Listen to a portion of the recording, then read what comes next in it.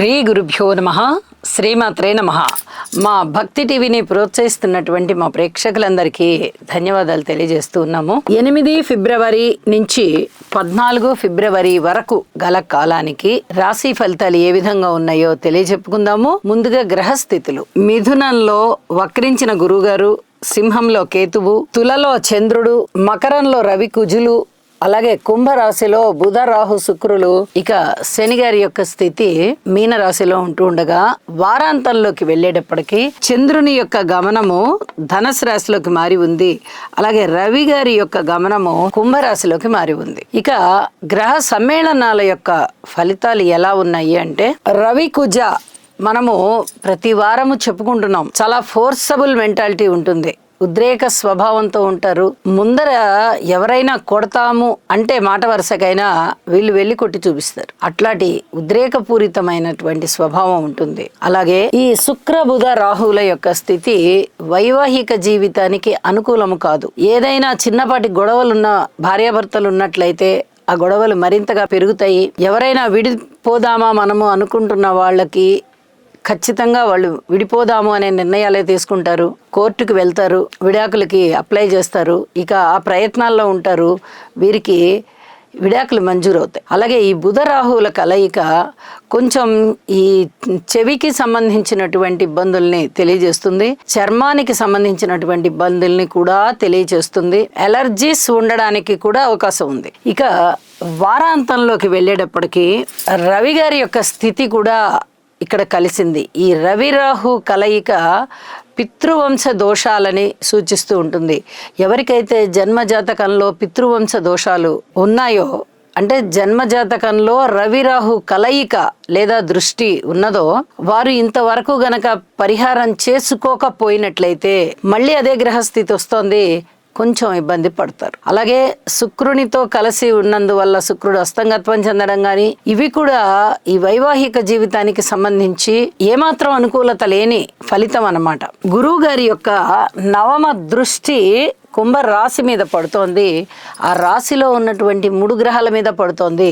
వారాంతానికి వచ్చేటప్పటికి 4 గ్రహాల మీద పడుతోంది. కొంచెం ఉపశమనం అంటే ధనము ఎక్కువ రావడము, ఈ ఛాందస భావాలు కొంచెం తగ్గిపోవడము, వ్యాపార లావాదేవీలు బాగుండడము, అలాగే కొనుగోలు అమ్మకాలకు సంబంధించిన వ్యవహారాలు కూడా కొంచెం ముందరికి వెళ్ళడము, జ్ఞానం బాగా ఇనుమడించడము, ఇట్లాంటివన్నీ జరుగుతూ ఉండడానికి అవకాశాలు ఉన్నాయి అని చెప్పి తెలియజేస్తున్నాను.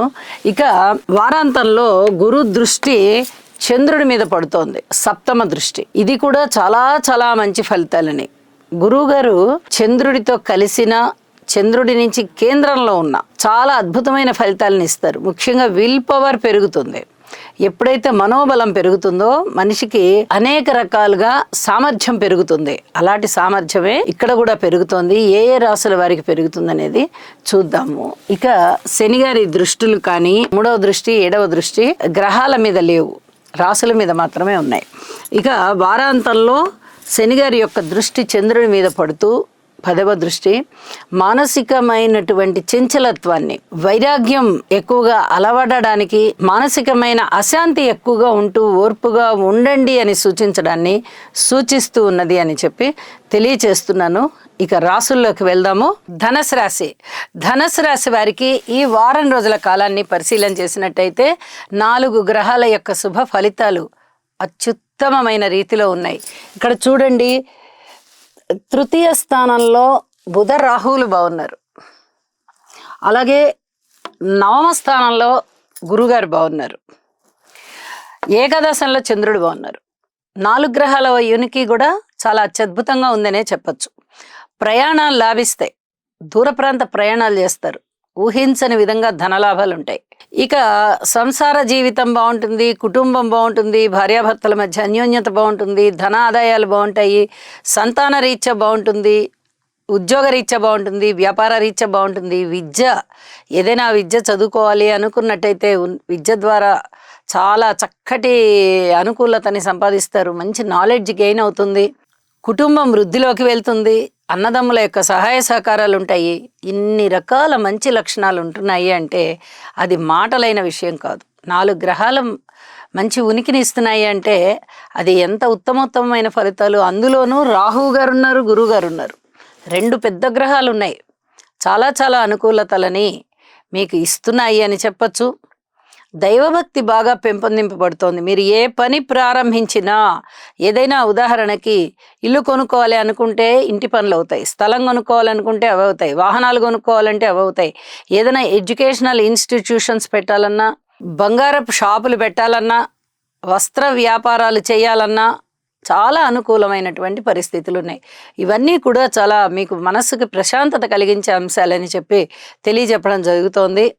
అలాగే అన్నదమ్ముల సహాయ సహకారాలు ఉంటాయి, మనోభీష్టం పెరుగుతుంది, కార్యసిద్ధి కలుగుతుంది, మనోబలం పెరుగుతుంది, కృషి పెరుగుతుంది. వివాహాది శుభకార్యాలు కుదరాలి అంటే ఇంట అవి కుదురుతాయి. ఇంట శుభకార్యాల పరంపర ఉంటుంది. ఇన్ని రకాలుగా ఆనందమయ జీవితం ఉంది. ఇక వారాంతంలోకి వెళ్ళేటప్పటికీ చంద్రుని యొక్క గమనం లాభం నుంచి రాశిలోకి వచ్చి మరింతగా యోగిస్తోంది.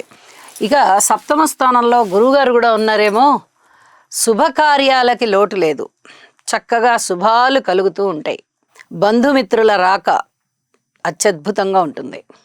అనునిత్యము నిత్య కళ్యాణం పచ్చతోరణం అన్నట్టుగా ఉంటారు. ఇక్కడ చూడండి, ఇన్ని గ్రహాలు ముఖ్యంగా గురువుగారి యొక్క స్థితి సంచారము రాశి మీదనే పడుతూ ఉంటే ఎన్ని రకాలుగా మీకు శుభాలు కలుగుతాయి, అన్ని రకాలుగా కలుగుతాయి.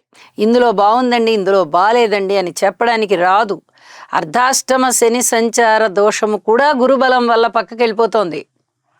కాబట్టి ఇక్కడ శనిగారి యొక్క చెడ్డ లక్షణాలు కూడా మీకు ఇక్కడ ఏవీ ప్రస్ఫుటీకరించవు. అన్నీ బాగున్నాయి, అన్ని విధాలా బాగున్నారు. విష్ణు సహస్రనామ స్తోత్ర పారాయణాలు చెయ్యండి. శనిగారికి ఒక్కసారి తైలాభిషేకం చేయించుకోండి. మీ ఇష్టదేవతారాధన కూడా చేయండి. అభివృద్ధి మీ సొంతం. అలాగే ప్రశాంతత మీకు చాలా ఎక్కువగా లభిస్తుంది. శుభం. శని గ్రహం యొక్క అనుకూలత కొరకు నీలాంజన సమాభాసం రవిపుత్రం యమాగ్రజం ఛాయామార్తాండ సంభూతం తం నమామి శనైశ్చరం. ఓం క్రాం క్రీం క్రౌం సహ శనయే నమః. ఈ రాశివారు నవగ్రహ ధ్యాన శ్లోకం అయినటువంటి ఆదిత్యాయ చ సోమాయ మంగళాయ బుధాయ చ గురు శుక్ర శనిభ్యశ్చ రాహవే కేతవే నమః అనే మంత్రాన్ని ప్రతినిత్యము పఠించడం ద్వారా లేదా వినడం ద్వారా మీకు మరింత మేలు జరుగుతుంది. అలాగే మీ మనస్సంకల్పం ఏదైతే ఉందో అది సిద్ధించే అవకాశం ఉన్నది.